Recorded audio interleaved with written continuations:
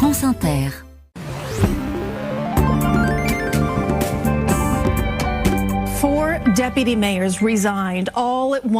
Nous sommes d'abord aux États-Unis où il y a le feu à la mairie de New York. Oui, hier, le conseil municipal, par la voix de sa porte-parole, a demandé la démission du maire démocrate, Eric Adams, désormais quasiment seul contre tous. 4 de ses adjoints ont démissionné. Tempête politique d'abord parce que depuis fin septembre, Eric Adams est inculpé dans une enquête pour corruption. Ensuite parce qu'il est accusé par sa famille politique de rapprochement avec Donald Trump, dont l'administration essaye de faire classer l'affaire qu'il concerne. Et la semaine dernière, le maire démocrate s'est dit prêt à collaborer avec le président sur l'immigration et les expulsions massives à rebours des grandes villes démocrates qui organisent une forme de résistance face à Trump. Hier, Eric Adams a été interrogé sur les démissions de ses adjoints. When I was indicted, you remember what happened? People departed.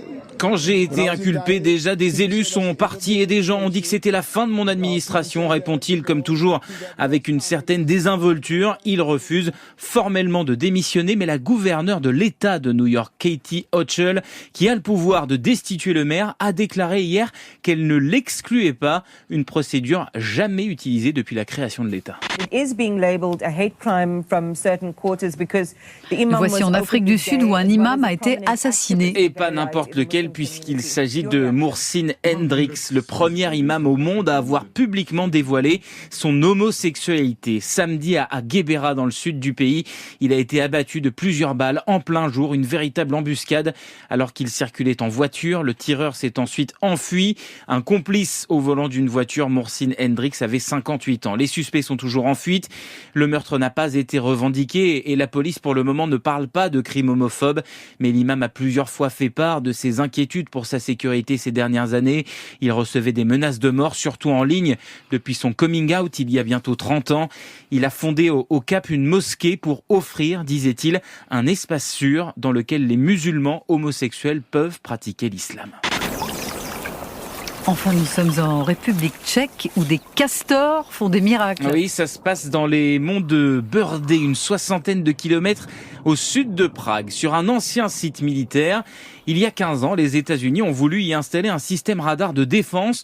Le projet a été abandonné, mais les travaux avaient quand même commencé, fragilisant l'écosystème. Depuis 10 ans, le gouvernement tchèque envisage un plan dit de revitalisation, mais ça traîne car ça coûte cher. Et c'est là qu'interviennent nos castors. Fin janvier, l'Agence de protection de la nature et des paysages a publié des images montrant qu'une famille, une équipe d'une dizaine de castors a construit pendant 2 ans des barrages sur ce site. Et ça a créé naturellement une zone humide qui pourrait permettre de le restaurer. Ils ont en fait détourné l'eau d'un bras de contournement construit par les militaires justement pour assécher l'endroit. Ils ont été plus rapides que l'administration, s'amuse le journal Blesk.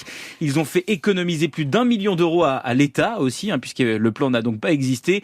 Et la presse tchèque se félicite du succès des castors dans le monde entier, jusqu'à un article dans le New York Times et une chronique sur France Inter. Mazette. Merci Kevin et à demain.